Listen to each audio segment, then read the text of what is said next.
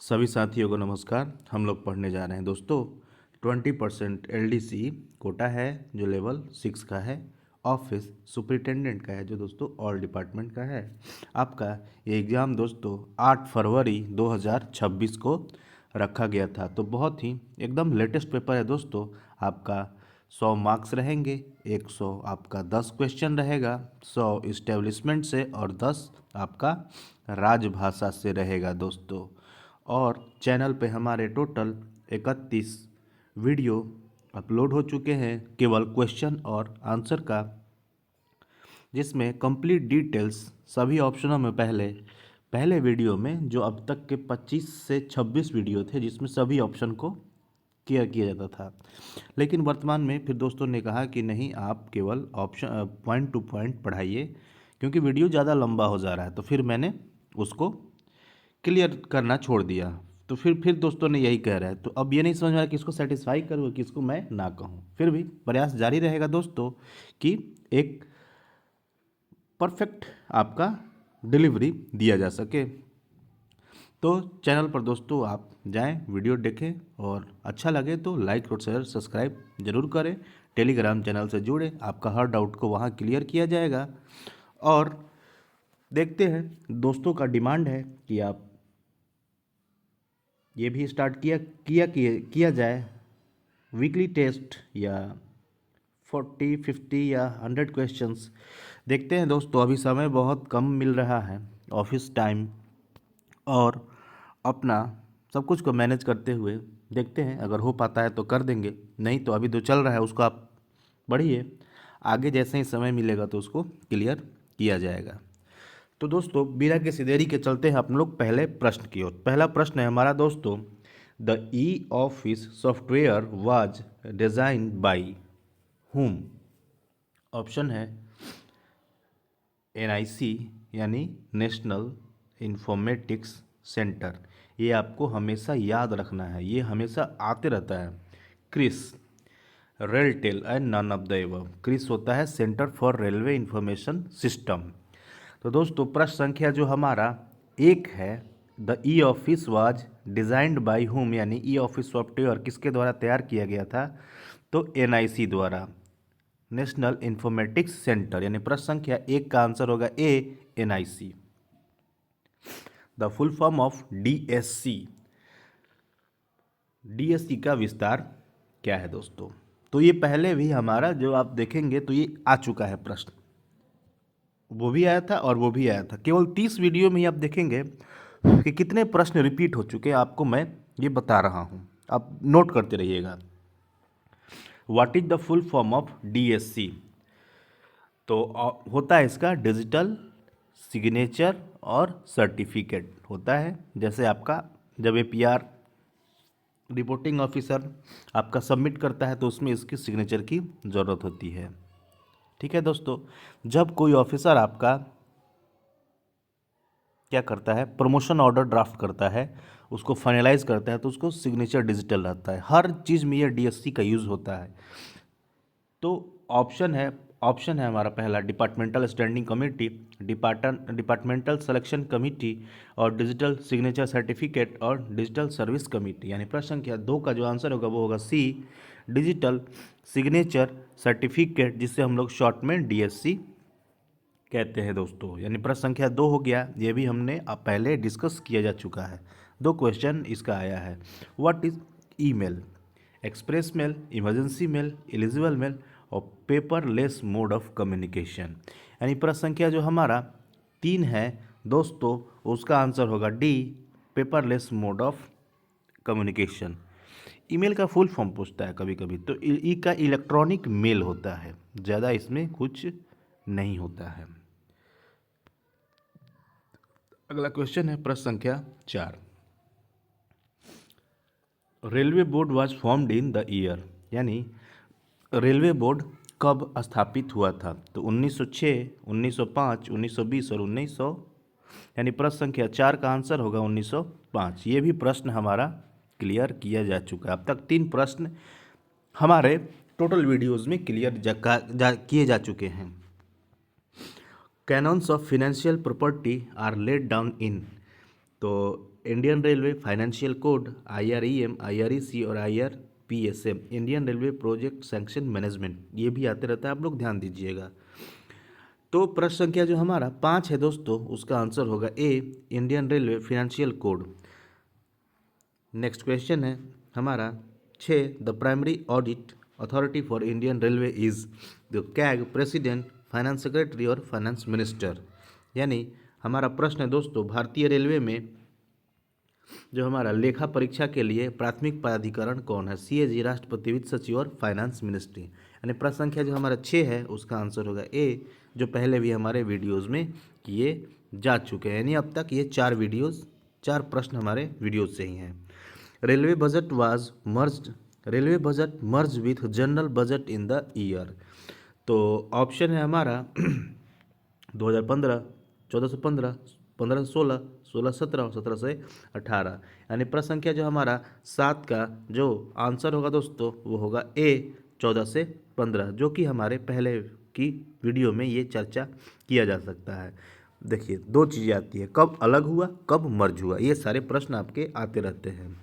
Next question है दोस्तों प्रश्न संख्या 8, what is the full form of PSC? Proprietary article certificate होता है दोस्तों। यानी ऑप्शन है public account certificate, paper account certificate, proprietary article certificate और पब्लिक यूनियन कमिटी। यानी प्रश्न संख्या जो हमारा 8 है दोस्तों उसका आंसर होगा सी, प्रोप्राइटरी आर्टिकल सर्टिफिकेट। तो ये भी हमारे एग्ज़ाम में मैंने अभी तक ये इसको पढ़ाया जा चुका है। GEM, M स्टैंड्स फॉर, तो दोस्तों होता है GM का फुल फॉर्म गवर्नमेंट, E यानी इलेक्ट्रॉनिक मार्केट प्लेस। ऑप्शन है market, market place, manufacturer, merchant. यानी प्रश्न संख्या 9 का जो आंसर होगा हमारा बी, मार्केट प्लेस। ये भी दोस्तों हमारा पहले वीडियो में आपको पढ़ाया जा चुका है। Minimum age limit to enter railway service is in normal course 18 years, 19 years, 17 years और 20 ईयर्स। सामान्य तौर पर रेलवे में सेवा में प्रवेश के लिए न्यूनतम आयु सीमा क्या है? तो दोस्तों मिनिमम एज 18 ईयर्स होती है सामान्य तौर पर। नेक्स्ट क्वेश्चन है दोस्तों 11, RRB panel is valid for how many in normal course? Option है 3 ईयर्स, 2 ईयर्स, 1 ईयर्स और नॉन। यानी प्रश्न संख्या जो हमारा 11 का जो आंसर होगा दोस्तों RRB पैनल की बात कर रहा है। तो RRB पैनल दोस्तों वो 1 साल के लिए होता है। नेक्स्ट क्वेश्चन है percentage of net DRQ vacancies kept for GDC? 25%, 30%, 40% और 55%। तो दोस्तों ये होता है हमारा 25%, जो कि पहले भी बताया जा चुका है आपको। Group A railway officer recruitment is conducted by RRB, RRC और UPSC और SSC। RRB दोस्तों आपका ग्रुप सी, RRB आपका ग्रुप सी और डी कर्मचारियों की भर्ती करता है। RRC आपका डिपार्टमेंटल एग्ज़ाम जो विभागीय परीक्षा होती है उसको कंडक्ट करता है। UPSC दोस्तों आपका ग्रुप ए का करता है और SSC आपका रेलवे में नहीं, रेलवे में कभी कभी होता भी है लेकिन मैक्सिमम वो अदर मिनिस्ट्रियल की करता है। और दोस्तों रेलवे में ग्रुप बी की जो वैकेंसी होती है वो डायरेक्ट रिक्रूटमेंट के द्वारा नहीं होती है। यानी प्रश्न संख्या जो हमारा 13 का आंसर होगा वो होगा C. Relaxation in upper age limit for PWBD SC ST is how many years? 10 year, 15 year, 13 year और 12 ईयर। यानी प्रश्न संख्या जो हमारा 13 है दोस्तों 14 है, उसका आंसर होगा बी, 15 ईयर। देखिए PWBD की जो होती है नॉर्मल वो 10 साल की होती है, जनरल कैटेगरी में उसको 10 साल, और उसके बाद जो भी रिजर्व कैटेगरीज है जैसे OBC को 3 साल का दिया जाता है, OBC को 3 साल के लिए दिया जाता है, और SC और ST को 5 साल का दिया जाता है। तो 5 और 10 15 हो गया, 3 और 10 13 हो जाएगा। ओबीसी का तो ऐसे ही ये चलते रहता है। तो एससी एसटी का पूछा है, तो यानी प्रश्न संख्या 14 का आंसर होगा बी। नेक्स्ट क्वेश्चन है, ये हम पहले ही आपको पढ़ा चुके हैं। मुझे लगता है कि जो हमारा संख्या था वो पहुंच गया है 6 से 8 के बीच में, मान लीजिए कि पहुंच गया, जो पहले पढ़ाया जा चुका है। What is the full form of RSP? Railway safety plan, railway stock programme, railway stock rolling stock production और रेलवे सर्वे प्रोग्राम। यानी प्रश्न संख्या जो हमारा 15 है उसका आंसर होगा दोस्तों बी, रोलिंग स्टॉक प्रोग्राम। ये अलग क्वेश्चन और नया क्वेश्चन था। जबकि हम लोग जानते हैं, क्योंकि रोलिंग स्टॉप्स जुड़े हुए हैं तो मालूम है। The highest officer in Railway Board is what? CRB and CEO, secretary and Railway Board, DGHR, member और फाइनेंस। यानी highest officer in Railway Board तो क्या होता है दोस्तों? यानी प्रश्न संख्या जो हमारा 16 है दोस्तों, उसका आंसर होता है सीआरबी एंड सीईओ, यानी चेयरमैन रेलवे बोर्ड और चीफ एग्जीक्यूटिव ऑफिसर ये होता है। डीजीएचआर पर्सनल का हेड होते हैं। ये आपका मेंबर ऑफ फाइनेंस के हेड होते हैं। और secretary railway board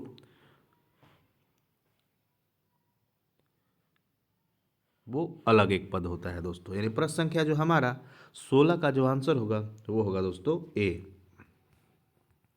the percentage of reservation to EWS is, यानी कितने प्रतिशत रिजर्वेशन परसेंटेज ईडब्ल्यूएस को दिया गया? प्रश्न संख्या 17 का ऑप्शन है ए 10%, 11%, 12% और 13%। प्रश्न संख्या 17 का आंसर होगा ए 10%। नेक्स्ट क्वेश्चन है, reservation for backward classes of citizens SC STs and OBC is called vertical reservation and the reservation for PWBD ex serviceman is called horizontal reservation। तो क्या है ये, करेक्ट है और इनकरेक्ट है? तो बिल्कुल सही बात है। देखिए दो होता है, एक वर्टिकल ऐसे चलता है और एक होता है हॉरिजॉन्टल, ये ऐसे चलता है। तो इसमें जनरल लोग भी रहते हैं और ओबीसी SC ST EWS ये सब रहते हैं। तो ये कम्युनिटी वाइज हो जाता है। लेकिन ज़रूरी है क्या कि अगर कोई फिजिकली हैंडीकैप्ड पर्सन होगा तो किसी जनरल कैटेगरी से होगा, किसी ओबीसी से होगा, किसी एसटी से होगा या किसी ईडब्ल्यूएस से होगा। तो इसलिए जितने भी नॉन कम्युनिटी बेस्ड होते हैं, जो सारे में कॉमन होते हैं, वो उनको हॉरिजॉन्टल रिजर्वेशन दिया जाता है। यानी प्रश्न संख्या जो हमारा 18 का स्टेटमेंट है वो है correct, A will be right answer. ये पहले भी डिस्कस किया जा चुका है प्रश्न दोस्तों। The recruitment against scout and guides quota in group D is on which level? 4 पर डिवीजन, 3 पर डिवीजन, 2 पर डिवीजन एंड 1 पर डिवीजन। ये प्रश्न संख्या जो 19 का आंसर है वो है सी 2 पर डिवीजन। ये पहले भी दोस्तों डिस्कस किया जा चुका है, तो ये हमारे लिए कोई नई बात नहीं है। Substitute attains temporary status on completion of how many months of continuous services? Option है 1 month, 2 month, 3 month and 4 month। यानी 120 दिन के बाद वो टेम्पोररी स्टेटस प्राप्त कर लेते हैं। प्रश्न संख्या जो 20 है उसका आंसर होगा हमारा डी 120 दिन।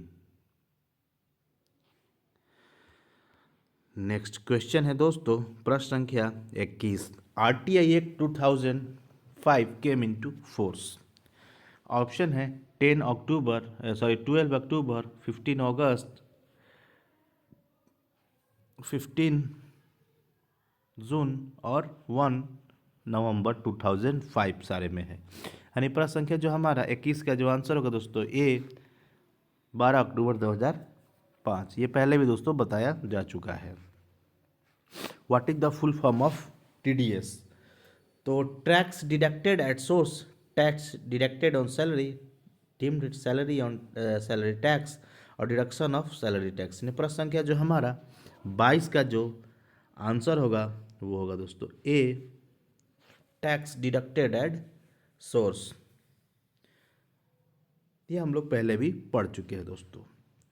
प्रश्न संख्या पारा 303 IREM deals with seniority in initial recruitments, lean promotion and seniority on promotion है। प्रश्न संख्या जो हमारा 23 का जो आंसर होगा दोस्तों वो होगा seniority in initial recruitment grades. प्रश्न संख्या जो 24 है, anticipated vacancies for next how many months are considered for general selections. Normal selections और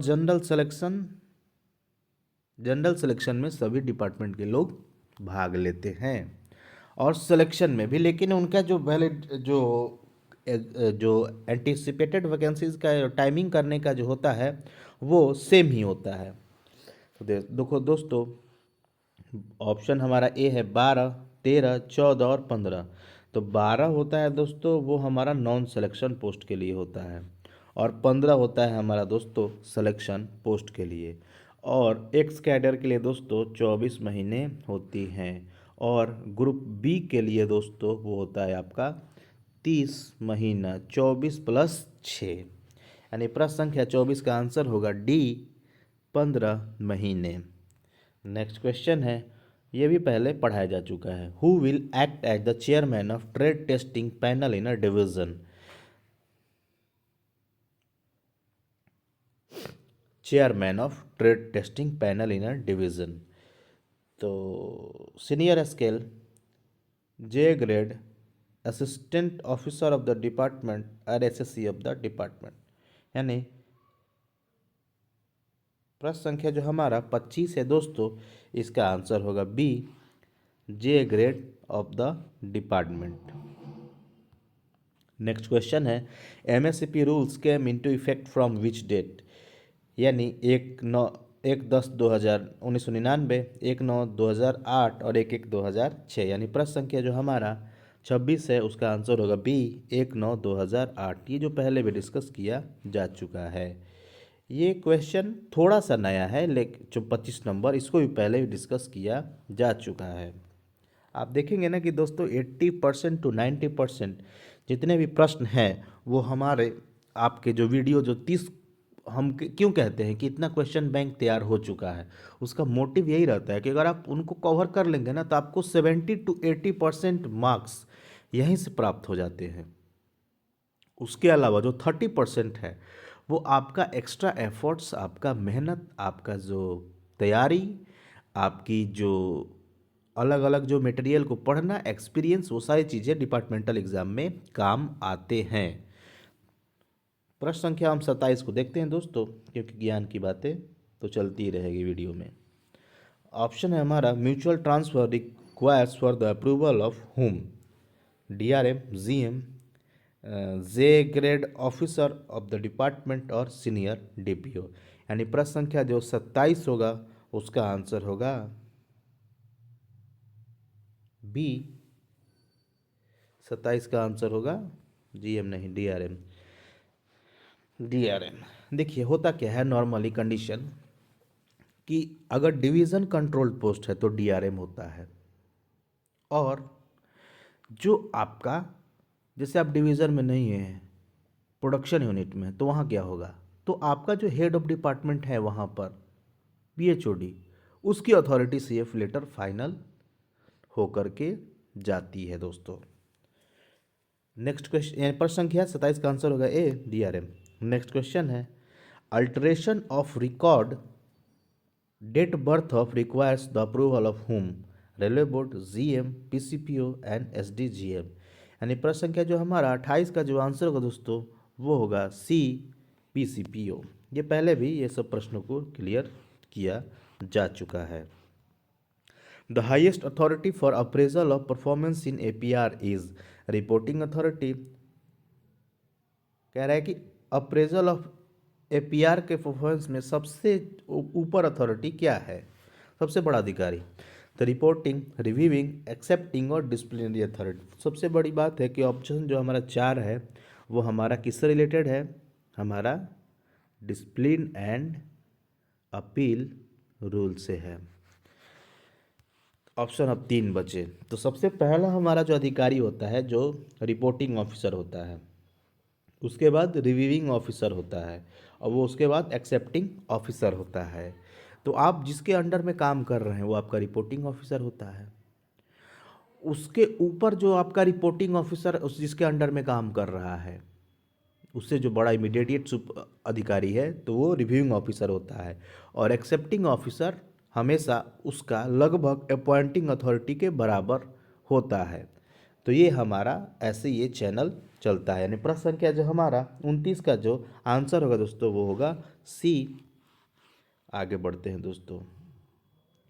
rule 18 of conduct rules deals with movable and immovable property, criticism of government, private trade and none of the above. यानी प्रश्न संख्या जो हमारा 18 का जो answer होगा वो होगा ए। देखिए, जो हमारे रेगुलर व्यूअर्स हैं या जो अच्छी तैयारी हैं, तो उनको एक्सप्लेन ये सारी चीज़ डिटेल्स डील करने की ज़रूरत नहीं होती है, इसलिए हम लोग वीडियोस में छोड़ दे रहे हैं। लेकिन जो लोग नए देखते हैं वो लोग कह रहे हैं कि आप सारे ऑप्शन को डील कीजिए, तो मैं तो कर दूंगा, लेकिन वीडियोस लंबे हो जाते हैं दोस्तों। अब देखिए, अब ये क्या है, अब मैं कहूँगा कि अगर आप जाइए चैनल पर कंडक्ट रूल का पढ़ लीजिए, तो आप नहीं पढ़ेंगे, आप कहेंगे ऑप्शन डील कीजिए। कंडक्ट रूल का जो 1 से 26 तक का नियम है दोस्तों, उसका एक एक रूल और उस पर लगभग 50 से 100 एमसीक्यूज किए गए हैं, ताकि आपके अच्छे लेवल की एक वीडियो है कंडक्ट रूल की, जिसमें आपका एक एक नियम और एक एक एमसीक्यूज अच्छे लेवल की, जो काफ़ी कंफ्यूजिंग है, उसको भी क्लियर किया गया है। तो 18 तो है हमारा मूवेबल और इमूवेबल प्रॉपर्टी से। क्रिटिसिज्म ऑफ गवर्नमेंट रूल 9 में है आपका। प्राइवेट ट्रेड दोस्तों रूल 15 में है। अगर आप एक बार देख लेंगे तो ये सारी चीज़ें आपको याद हो जाएगी। लेकिन अगर आप चाहते हैं कि वीडियोस में डिस्कस करें, तो हर पॉइंट को मैं डिस्कस करने का प्रयास करता हूँ, फिर भी अगर हर करूँगा तो लगभग 3 घंटे की वीडियोस बनेगी, जो हमारे लिए बहुत कम समय, लिमिटेड समय में बचाकर मैं आपके लिए काम करता हूं दोस्तों। यानी प्रश्न संख्या जो रूल 31 है, इसलिए अगर आप खुद से मेहनत करके आएंगे तो आपकी रिकॉल जल्दी होगी, आपका इम्प्रूवमेंट जल्दी होगा।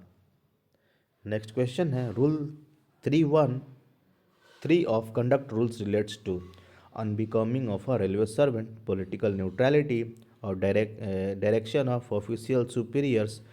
Order shall be in writing and absolute integrity. तो एब्सोल्यूट इंटीग्रिटी दोस्तों आपका एक में है प्रॉपर्नेस एंड कर्सी, दूसरा में है और अनबिकमिंग ऑफ रेलवे सर्वेंट तीसरा में है, पॉलिटिकल न्यूट्रलिटी आपका 7 में है, direction of the official superior showing in writing ये आपका रूल 3 बी का जो 2 है, रूल 3 1 का जो 2 है, उसका बी है दोस्तों, उसमें सुपरवाइजर्स की ड्यूटी बताई गई है, वो है उससे संबंधित है। सारे पॉइंट्स को डिस्कस कर दिया मैंने, लेकिन अगर आप कंडक्ट रूल देखेंगे तो आपको ये सारी चीज़ें क्लियर करने की ज़रूरत नहीं पड़ेगी। Permits railway servant to communicate official information in performance of his duties. Railway कर्मचारी को अपने कर्तव्यों के पालन में आधिकारिक जानकारी देने की अनुमति देता है। Official secrets acts, contract acts और रेलवे एक्ट्स और आरटीआई एक्ट। चलिए प्रश्न संख्या जो हमारा 32 होगा दोस्तों, उसका आंसर होगा हमारा सी, आरटीआई एक्ट। लेकिन जो हमारा कम्युनिकेशन इंफॉर्मेशन ये हमारा प्रोहिबिट करता है, किससे? ये परमिट करता है आरटीआई। आरटीआई हमारा परमिट करेगा, लेकिन कम्युनिकेशन ऑफ ऑफिशियल इंफॉर्मेशन हमारा कंडक्ट रूल क्या करता है? इसको प्रोहिबिट करता है। नेक्स्ट क्वेश्चन है दोस्तों, प्रश्न संख्या हमारा 33। To seek redress in court of law और CAT of grievances in regard to employment और condition of service, employ needs not seek any permission under the conduct rule. True, permission needed from administration, partially true and none of the above. यानी प्रश्न संख्या 33 का जो answer होगा दोस्तों वो होगा ट्रू। क्योंकि देखिए, अगर आपको लगता है आपने कोई एग्ज़ाम दिया या आपकी प्रमोशन हुई, या आपकी सीनियरिटी से रिलेटेड है, या आपका फिक्सेशन से पे से संबंधित है, आपको लगता है कि हमारे साथ विभाग ने अन्याय किया, तो ज़रूरत नहीं है कि आपको उससे परमिशन लेना है। हाँ, आपको इंटीमेट कर देना चाहिए ताकि मैंने आपके किया था, आपने हमारा सुनवाई नहीं किया, तो मैंने मजबूरन होकर के मैं न्यायालय की, न्यायालय मतलब सिविल कोर्ट नहीं, आपका जो विभागीय कैट है सेंट्रल एडमिनिस्ट्रेटिव ट्रिब्यूनल, जो सर्विस मैटर को देखती है, आपके अपने रीजनल में कंप्लेन या 50 रुपये की जो एप्लीकेशन होती है जिसमें 6 सेट आपकी सारी फाइलों को डाला जाता है और उसके सामने रिप्रेजेंट किया जाता है, जिसकी हियरिंग स्टार्ट होती है। वो एक सारी प्रोसीजर होती है। अगर आप सेंट्रल एडमिनिस्ट्रेटिव ट्रिब्यूनल 1985 पढ़ेंगे तो आपका क्लियर हो जाएगा दोस्तों। नेक्स्ट क्वेश्चन है, acceptance of gifts from the near relatives on marriage occupation reporting is necessary if the value of gifts exceeds how many rupees in respect of group C of staffs। Near relative की बात करता है, जहाँ gift की बात करेगा तो हमारा कंडक्ट रूल 13 अप्लाई हो जाता है। उसमें जो हमारा ग्रुप ए का लिमिट है वो 25,000 है, ग्रुप बी की लिमिट है वो 15,000 है और ग्रुप सी की लिमिट है वो 7,500 है। पूछा किससे है? ग्रुप सी की लिमिट, यानी प्रश्न संख्या 34 का आंसर होगा सी। देखिए दोस्तों, हिंदी में इसलिए नहीं पढ़ते हैं ताकि हिंदी में त्रुटियां रहती है। आप क्या कीजिए, वीडियो देखते समय अगर आपको हिंदी लैंग्वेज का और इंग्लिश लैंग्वेज का प्रॉब्लम है तो आप क्या कीजिए कि हिंदी भाषा को पढ़िए और इंग्लिश सुनते सुनते आपका हो सकता है कि स्किल डेवलप हो जाए, आप भी इंग्लिश में उसको इम्प्रूव कर पाएँ। जिसे नहीं समझ में आती है उसके लिए है, और बेटर रहता है जिसको केवल इंग्लिश में आती है उसके लिए तो अच्छा है, लेकिन जिसको दोनों में आती है उसको सबसे अच्छा है, क्योंकि अगर किसी लैंग्वेज में उसको डिफ़िकल्टीज हो रही है तो दोनों को समझ करके वो एक कंक्लूसिव निर्णय ले सकता है। प्रश्न संख्या हमारा, देखिए वीडियोस में ज्ञान गंगा बहते रहेगा, लेकिन हमें पॉइंट टू पॉइंट बात करनी होती है। तो पॉइंट टू पॉइंट बात हम तभी कर पाते हैं जब हम एक्सप्लेन चीज़ों को, हर ऑप्शन को नहीं करते हैं। तो rule 3C of conduct rules deals with unbecoming of a railway servant, integrity, sexual harassment of a woman working, devotion to duty. यानी प्रश्न संख्या जो हमारा रूल 3C है दोस्तों, उसका आंसर होगा C, sexual harassment of a woman at working places.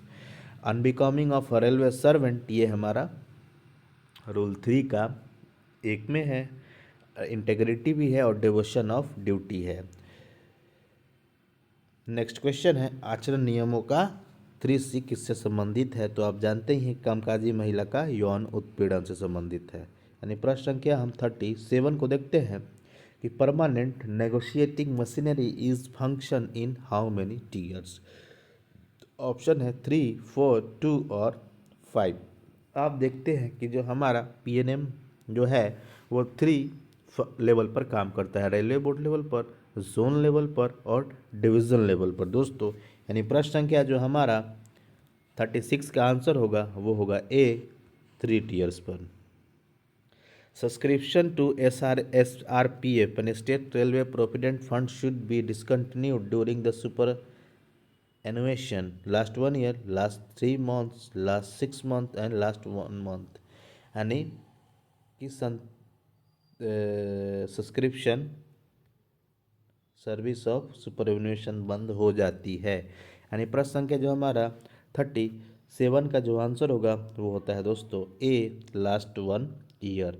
What is the main bench of CAT located? Option है हमारा सेंट्रल एडमिनिस्ट्रेटिव ट्रिब्यूनल, जिसकी हम बात कर रहे थे, तो प्रिंसिपल बेंच कहाँ है? तो वो है न्यू दिल्ली में। यानी प्रश्न संख्या 38 का आंसर होगा ए। वर्तमान में टोटल 19 आपके बेंचेज वर्किंग कर रहे हैं, जिसमें प्रिंसिपल बेंच आपका न्यू दिल्ली है। What is the age relaxation in direct recruitment for SC/ST candidates? अभी हमने आपको एक वीडियोस में बता रहा था जिसमें PWBD की कितनी होती है, उसमें OBC का बताया था, उसमें SC/ST का बताया था, उसमें PWBD का बताया था। तो देखिए एक ही पेपर में 2 प्रश्नों का आंसर दिया हुआ है। उन्हें प्रश्न संख्या जो हमारा 39 होगा दोस्तों, उसका ऑप्शन है 3 ईयर, 5 ईयर, 6 ईयर, 4 ईयर। 39 का आंसर होगा उसमें बी, नेक्स्ट क्वेश्चन है हमारा 40। After how many years final withdrawal can be taken from PF. कितने सालों बाद अंतिम निकासी की जाती है। तो दोस्तों अगर आप चाहें तो इस प्रश्न का आंसर दे सकते हैं, लेकिन केवल कमेंट करना ज़रूरी होगा।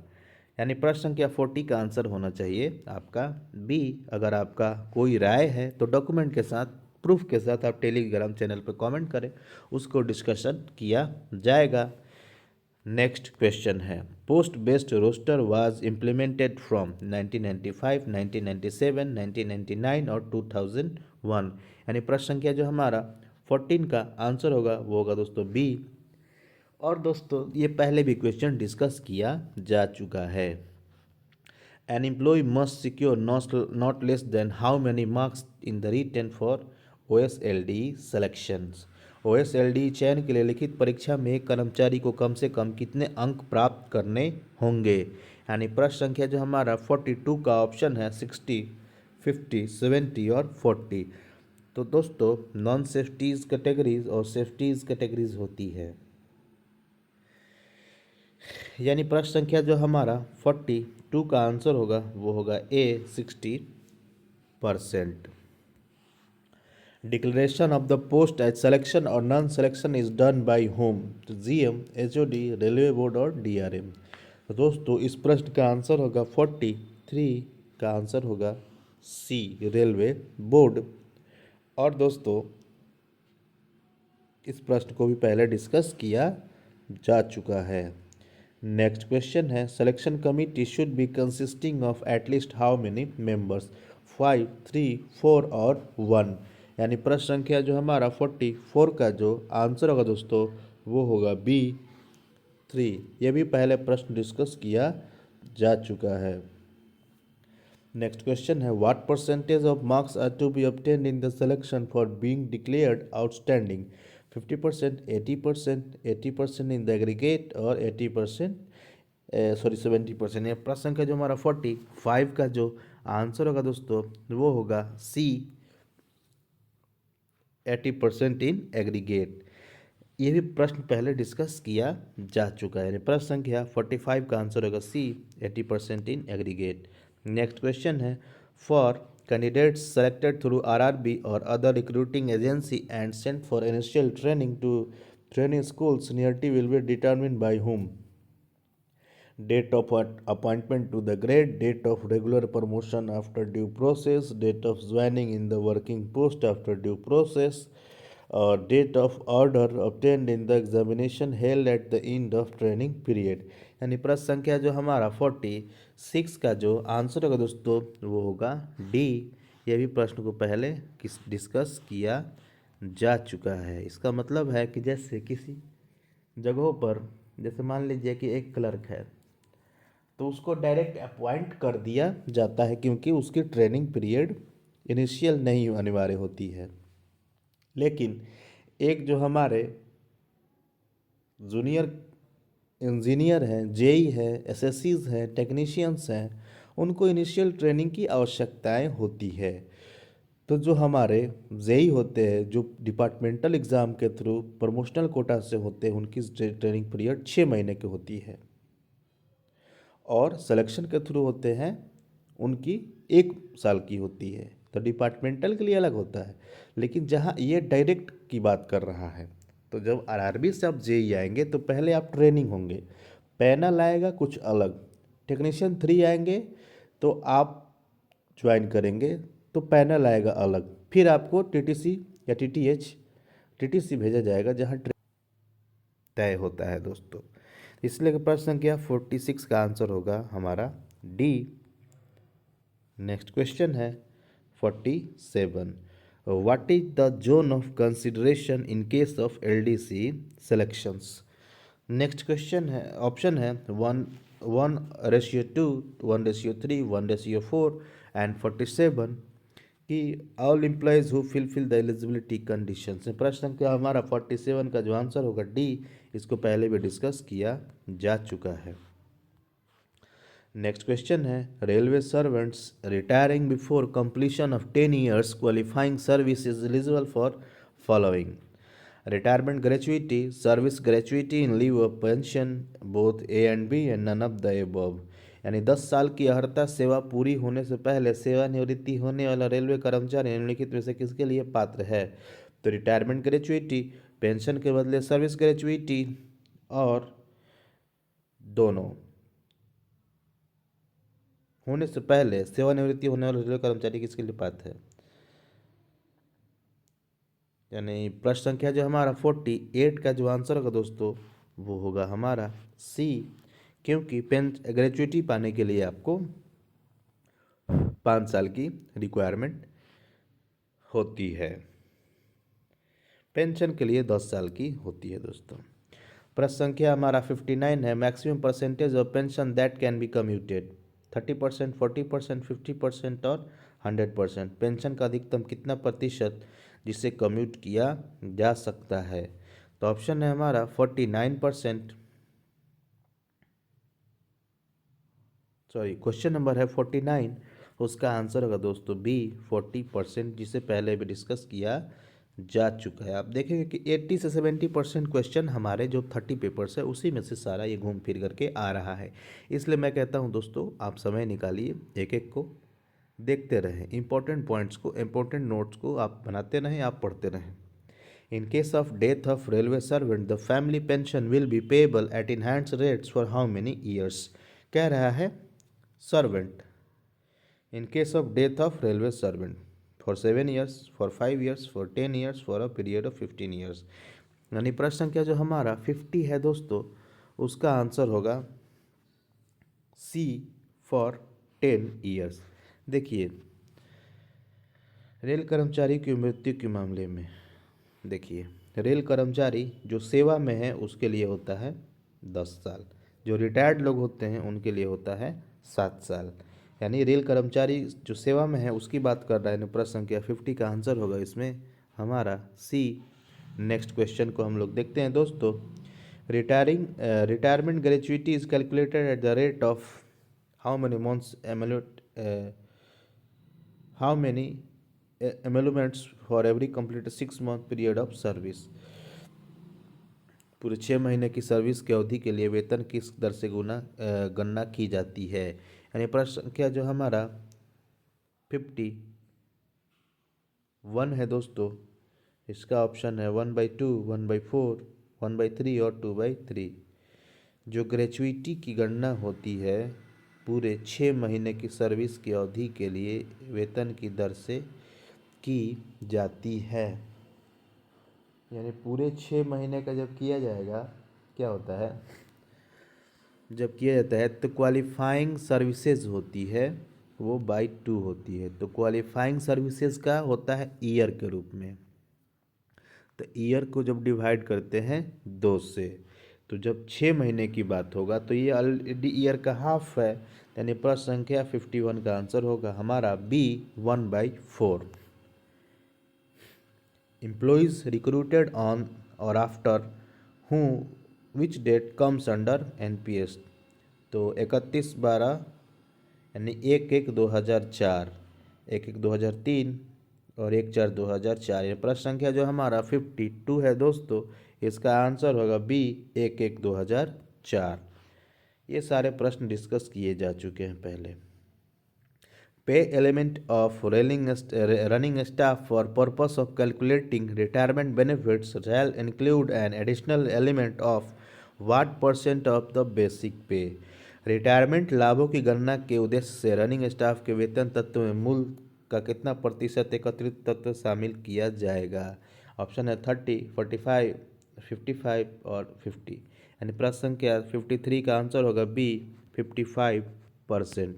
देखिए दोस्तों इन सर्विस में जहाँ होगा पे एलिमेंट वहाँ 30% होगा, आफ्टर रिटायरमेंट वो होता है 55%। नेक्स्ट क्वेश्चन है what is the present rate of fixed medical allowance? FMA की बात कर रहा है। तो ऑप्शन है 1000 आपका करेक्ट आंसर होगा, यानी ए होगा 1000। नेक्स्ट क्वेश्चन है NPS is regulated by which regulatory authority? Option है आरबीआई, पीएफडीआरए, एसबीआई और इरडा। तो एनपीएस को किस रेगुलेटरी अथॉरिटी द्वारा रेगुलेट किया जा सकता है?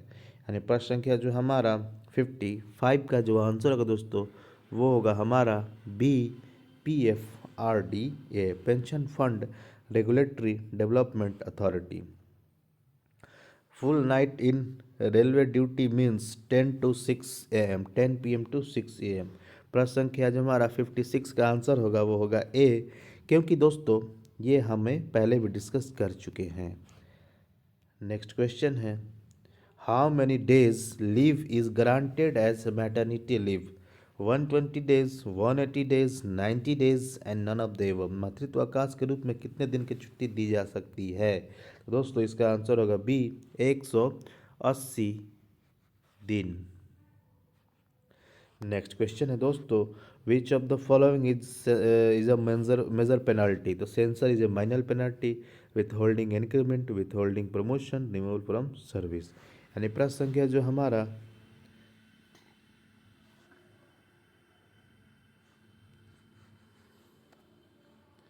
डी है दोस्तों, वो होगा हमारा major penalty. Period of limitation for appeal under D&AR is 30, 45, 80, 180 और 10 डेज। यानी प्रश्न संख्या जो हमारा 59 का जो आंसर होगा दोस्तों वो होगा बी, 45 डेज। अगर आपको डिसिप्लिन एंड अपील रूल्स से संबंधित कोई भी डाउट है दोस्तों तो आप डिसिप्लिन एंड अपील रूल का एक अलग ही वीडियो पड़ा हुआ है, उसमें आपके चैप्टर्स और आपके MCQs 1 से रूल जो 31 तक है सबको डिफाइन किया हुआ है। आप देखेंगे तो आपकी सारी डाउट एक बार में क्लियर हो जाएगी। नेक्स्ट क्वेश्चन है 60, suspension should be reviewed before the completion of how many days? Option है 60, 90, 30 और 70। तो आंसर है दोस्तों आपका 90 डेज, जो पहले भी डिस्कस किया जा चुका है। What is the minimum educational qualification for appointment against level 1 post? 10th pass, 12th pass, graduate और नन ऑफ द एबव। यानी प्रश्न संख्या 61 का जो आंसर होगा वो होगा A, 10th pass. 62, appointment to the post of CCTC, a candidates must possess which, how many qualification? Medical classification कह रहा है ना, A1, B2, C1 और नन ऑफ द एबव। यानी प्रश्न संख्या जो हमारा 62 है दोस्तों उसका आंसर होगा बी, B2 मेडिकल की बात कर रहा है दोस्तों। नेक्स्ट क्वेश्चन है हमारा, सस्पेंशन इज अ पेनल्टी? तो ट्रू, फॉल्स, कैन नॉट से। यानी ऑप्शन है दोस्तों हमारा suspension is a not penalty. यानी प्रश्न संख्या जो हमारा 63 का जो आंसर होगा दोस्तों ये होगा हमारा बी, गलत है। Suspension is a disciplinary procedure. Next question है हमारा 64, द प्रेसिडेंट में impose any penalties specific under which rules of discipline and appeal rule 1968? rule 6, rule 7, rule 8 और rule 9। यानी किस तहत निर्दिष्टों में से कोई भी दंड लगा सकते हैं? प्रश्न संख्या जो हमारा 64 है दोस्तों उसका आंसर होगा ए, रूल 6 में आपका पेनल्टीज की चर्चा की गई है डिसिप्लिन एंड अपील रूल में। नेक्स्ट क्वेश्चन है, which rules deals with procedure of imposing minor penalty? दोस्तों आपको इसलिए कहते हैं कि आप वीडियो देखेंगे तो आपका सारा रूल 1 से 131 तक क्लियर हो जाएगा। रूल 10 कॉमन प्रोसीडिंग, रूल 12 है माइनर पेनल्टीज, सॉरी रूल 10 नहीं, SF 10 होता है कॉमन प्रोसीडिंग के लिए, रूल 13 होता है कॉमन, और रूल 13 होता है कॉमन प्रोसीडिंग्स के लिए। जो प्रश्न है दोस्तों हमारा 65 का आंसर होगा B, minor penalty. Major penalty rule 9 से होता है, पेनल्टीज रूल 6 से होता है। RRT stands for railway rates rights tribunal, railway rules tribunal, railway rates tribunal, railway revising tribunal. दोस्तों प्रश्न संख्या 66 का आंसर होगा सी, रेलवे रेट्स ट्रिब्यूनल। और दोस्तों रेलवे रेट्स ट्रिब्यूनल की वीडियो हमारे चैनल पर पड़ी हुई है, ओवरव्यू है। अगर आपको जानना है तो आप देखें, आप उसको मतलब समझ पाएंगे रेलवे रेट्स ट्रिब्यूनल का रेलवे में क्या यूज़ है और उसकी क्या वैल्यू होती है। नेक्स्ट क्वेश्चन है 67, the penalty of pension cut can be imposed by whom, GM, SDGM, railway board and none of the above. यानी प्रश्न संख्या जो हमारा 67 है दोस्तों, इसका आंसर होगा C, railway board. Next question है दोस्तों, प्रश्न संख्या हमारा 78, in seventh pay commission how many levels have been categorised, 20, 18, 19 और 16। दोस्तों सेवेंथ पे कमीशन में टोटल 18 लेवल्स है, यानी प्रश्न संख्या 68 का आंसर होगा बी, 18। अगर पूछेगा रेलवे में तो रेलवे में दोस्तों 17 लेवल एपेक्स लेवल होता है। नेक्स्ट क्वेश्चन है आपका, what is the contribution of employer for NPS. तो 10% एम्प्लॉय का होता है और 14% आपका एम्प्लॉयर का होता है। यानी प्रश्न संख्या जो हमारा 69 है दोस्तों, उसका आंसर होगा सी, 14%। ये सारे प्रश्न पहले भी डिस्कस किए जा चुके हैं।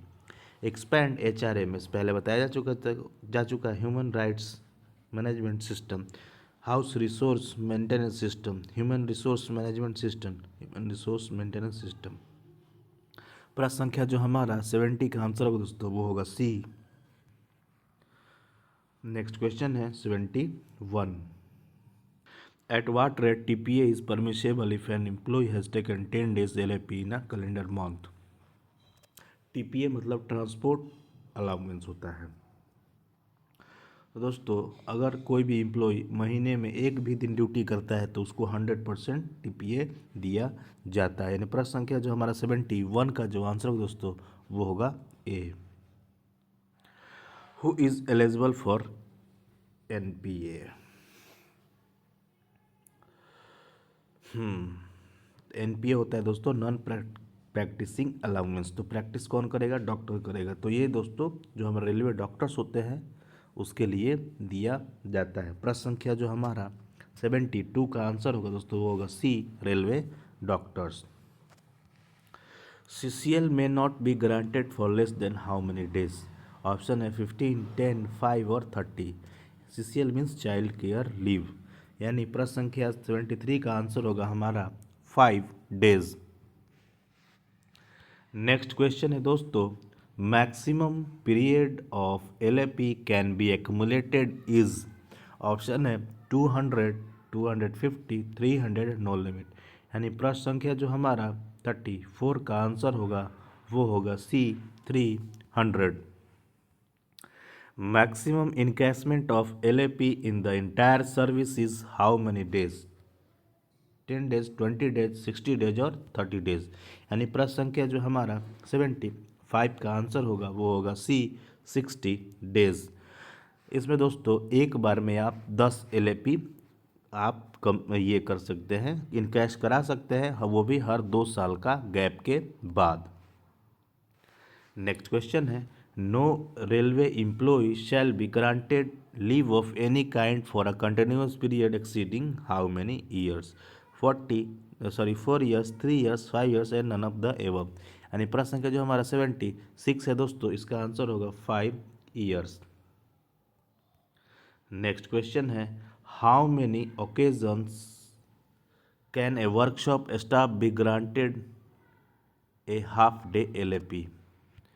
तो ऑप्शन है 6, 10, 7 और 12। कर्मशाला कर्मचारी को कितनी बार आधे अवधि के एलएपी दी जा सकती है। तो 6 बार, 10 बार, 7 बार और 12 बार। यानी प्रश्न संख्या जो हमारा 77 का आंसर होगा, वो होगा ए, 6 times। ये भी पहले बहुत बार डिस्कस किया जा चुका है।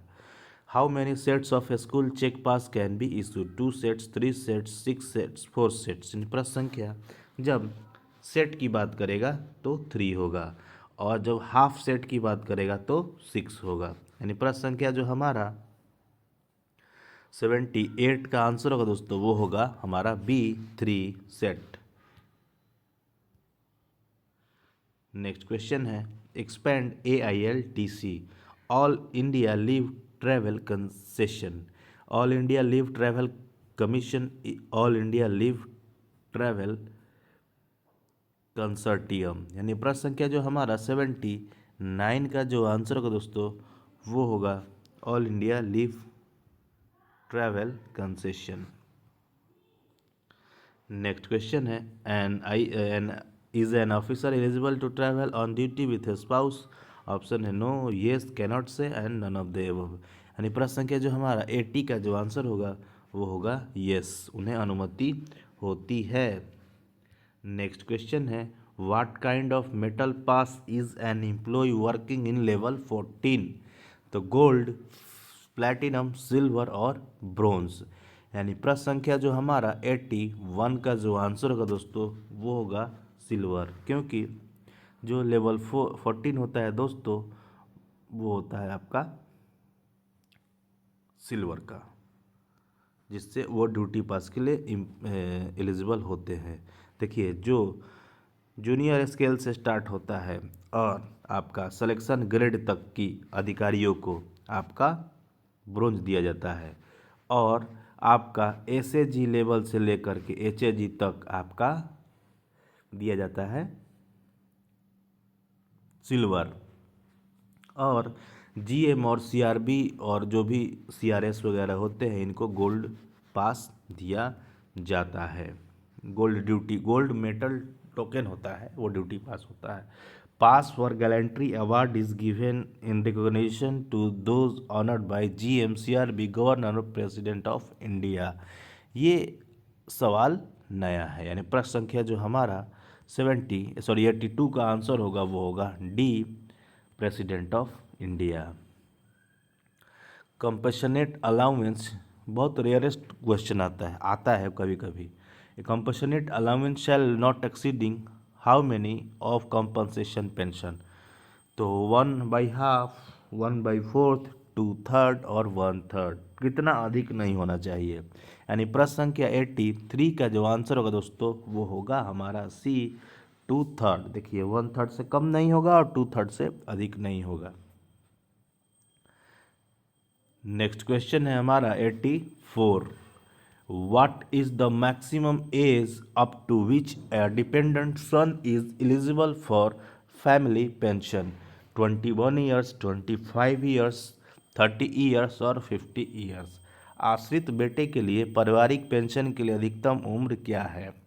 तो ऑप्शन है 21 ईयर्स, 25 ईयर्स, 30 ईयर्स और 50 ईयर्स। यानी प्रश्न संख्या 84 का जो आंसर होगा दोस्तों वो होगा हमारा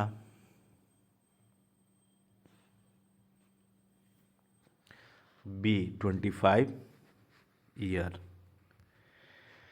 नेक्स्ट क्वेश्चन है enhanced family pension is paid at the rate of what of last drawn pay of the employee. तो जो फैमिली पेंशन होता है दोस्तों वो आपका होता है 30%, लेकिन कहेगा कि इनहेंस फैमिली पेंशन इसकी बात करेगा तो वो होता है 50%।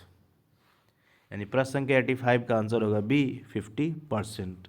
नेक्स्ट क्वेश्चन है refusal of promotion leads to debarment of a period of how many years. 1 year, 6 months, 2 years and 3 years. यानी प्रश्न संख्या 86 का आंसर होगा A, 1 year. The negative marks to be deducted for wrong answer in CBT is 1.5, 1/4, 1/3, 2/3। यानी प्रश्न संख्या 87 का answer होगा सी, 1/3। 1/3 नहीं, 1/3, यानी 1/3 आपके काट लिए जाएंगे। Who is the chairman of PNM meeting at divisional level.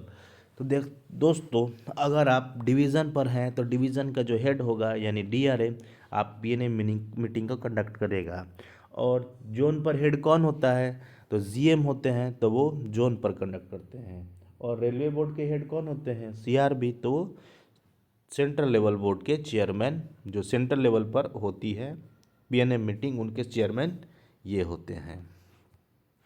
How many agenda items permitted in PNM meetings. Option है 15, 30, 40 और 50। यानी प्रश्न संख्या 89 का आंसर होगा बी, 30। ये सब पहले भी क्वेश्चन जो भी पीएनएम का भी है ये सारे डिस्कस किए जा चुके हैं।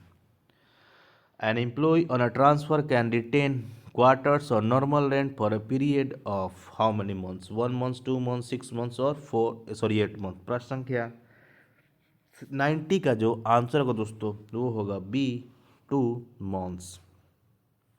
What is the minimum service period required for to qualify assured minimum pension under UPS services? 5 years, 10 years, 15 years और 20 years। यानी प्रश्न संख्या जो हमारा 91 का जो आंसर होगा दोस्तों वो होगा आपका बी, 10 years। नेक्स्ट क्वेश्चन है expenditure under plan head 65 in Indian railways is related to colony development, training and HR, SBF and none of the above. यानी रेलवे में प्लान हेड के 65 के तहत किससे संबंधित है खर्च?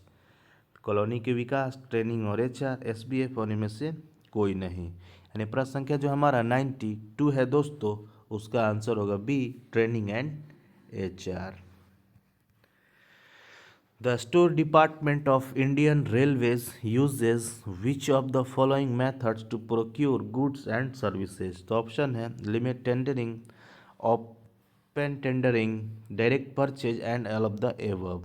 यानी प्रश्न संख्या है कि भारतीय रेलवे का भंडार विभाग सामान और सेवाओं की खरीद के लिए किसका तरीके से उपयोग करता है? यानी प्रश्न संख्या जो हमारा 93 है दोस्तों इसका आंसर होगा वो होगा डी, उपरोक्त सभी तरीके से खरीद होती है।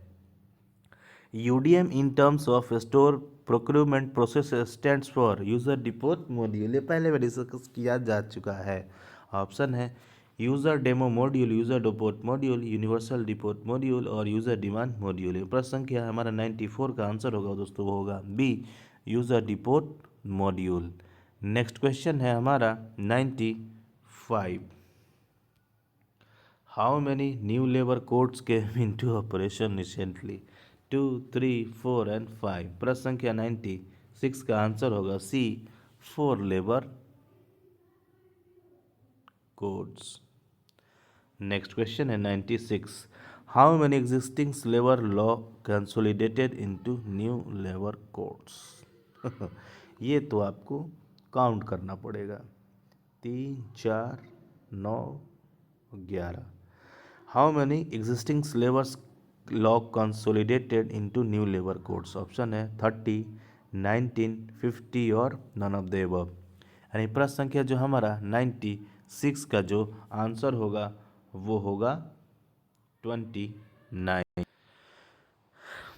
नेक्स्ट क्वेश्चन है as per HOER 2005 running staff are classified under which classifications? Intensives, EI, continuous और excluded। यानी प्रश्न संख्या 96 का 97 का आंसर होगा दोस्तों वो होगा सी, continuous। Staff benefit fund was establish on the Indian railway इन 1930, 1931, 1947 और 1950। यानी प्रश्न संख्या जो है 98 का जो आंसर होगा दोस्तों वो होगा बी, 1931। बहुत पहले ये सारे प्रश्नों को डिस्कस किया जा चुका है। Prime and AFRES was re-engineered and named as HRMS, IPAS, IREPS and IMMS। यानी प्रश्न संख्या जो हमारा 99 का जो आंसर होगा दोस्तों वो होगा बी, IPAS। ये हमारे एक मित्र थे केरला के, वो कह रहे थे कि प्राइम से रिलेटेड एक क्वेश्चन आया हुआ है, बात करते हैं।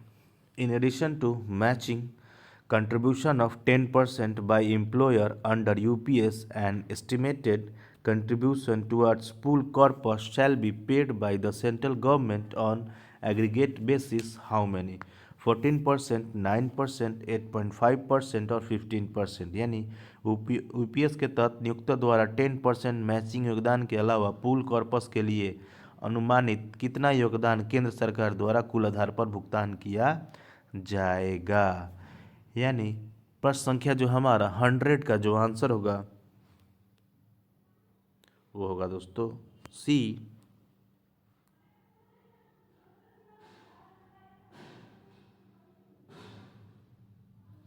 100 का ऑप्शन होना चाहिए ए। 14% चल रहा है। 100 का क्वेश्चन का आंसर आप लोग दीजिए कि क्या होगा। 14% भी की चर्चा की गई है एक जगह, और एक जगह 8.5% की एक्स्ट्रा चर्चा की गई है। 100 का क्वेश्चन आप लोग कमेंट करके इसका आंसर बताएंगे। नेक्स्ट क्वेश्चन है हमारा, name any one state coming under region C. Andhra Pradesh, Bihar, Rajasthan और उत्तर प्रदेश। राजभाषा स्टार्ट हो गया हमारा दोस्तों।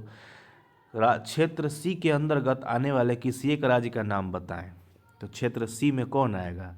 ये हमारा आंध्र प्रदेश आ जाएंगे। देखिए, बिहार, राजस्थान, उत्तर प्रदेश ये हिंदी भाषी क्षेत्र है, ये आपका ए में आता है। और जहाँ आधा हिंदी चलता है और आधा उनकी भाषा चलती है, तो वो चलता है आपका राजभाषा ग्रुप बी में। लेकिन जहाँ केवल इंग्लिश या उनकी रीजनल लैंग्वेज चलती है या उसके बाद इंग्लिश लैंग्वेज चलती है और हिंदी लगभग 9 के बराबर होती है, वो सी कैटेगरीज में आता है। तो आंध्र प्रदेश वैसा ही राज्य है दोस्तों। प्रश्न संख्या 102 देखते हैं। As per official language rules Andaman Nicobars island falls under which region. Option है सी, ए, बी। यानी प्रश्न संख्या 102 का आंसर होगा बी। ऑप्शन बी है, रीजन ए में आता है। नेक्स्ट क्वेश्चन है, at present how many language are included in 8th schedule of the constitution. 16, 22, 24 और none of the above. Right now वर्तमान में दोस्तों 22 भाषाएं शामिल हैं। नेक्स्ट क्वेश्चन है, the shall be used for purpose of communication between the union and state which has not adopted Hindi as its official language। संघ और ऐसे राज्य के बीच संचार के उद्देश्य से किसका उपयोग किया जाएगा जिसने हिंदी और हिंदी को अपने आधिकारिक भाषा के रूप में नहीं अपनाया है। यानी प्रश्न संख्या जो हमारा 104 है दोस्तों, उसका आंसर होगा A, English language. When was official language rule passed? तो रूल की बात कर रहा है तो 1966, 1976, 1980। यानी प्रश्न संख्या 105 का जो आंसर होगा दोस्तों वो होगा बी, 1976। ऑप्शन है 106। Who is the chairman of central Hindi committee? Prime minister, home minister, ministry of culture and none of the above. केंद्रीय हिंदी समिति का अध्यक्ष कौन है? प्रधानमंत्री, गृह मंत्री, संस्कृति मंत्री, उपयुक्त में से कोई नहीं। यानी प्रश्न संख्या 106 का जो आंसर होगा दोस्तों वो होगा A, prime minister. Next question है 107। How many members are there in the parliamentary committee on official language? जब पार्लियामेंट्री की बात करेगा तो 30 होते हैं। जहाँ राज्यसभा की बात करेगा तो वहाँ 10 होंगे, और जहाँ लोकसभा की बात करेगा तो वहाँ 20 होंगे। यानी प्रश्न संख्या 107 का आंसर होगा सी, 30, क्योंकि ये पार्लियामेंट्री कमेटी की बात कर रहा है जो राज्यसभा और लोकसभा दोनों को मिला करके तैयार होता है दोस्तों। नेक्स्ट क्वेश्चन है हमारा 8। Who is the chairman of divisional official language implementation committee? तो DRM, सीनियर DPO, राजभाषा अधिकारी। यानी प्रश्न संख्या जो 108 का आंसर होगा वो होगा ए, DRM। नेक्स्ट क्वेश्चन है हमारा 19। What is the foreign language included in the 8th schedule of constitution? तो ऑप्शन है हमारा नेपाली। यानी 109 का आंसर होगा ए, नेपाली।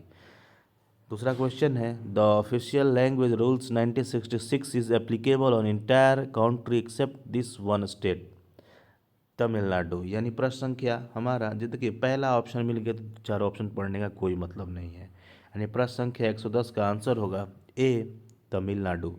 दोस्तों वीडियो अच्छा लगे तो लाइक, शेयर, सब्सक्राइब करेंगे। आप देखेंगे तो 90+ प्रश्न हमारे प्रीवियस 30 क्वेश्चन से ही आया हुआ है।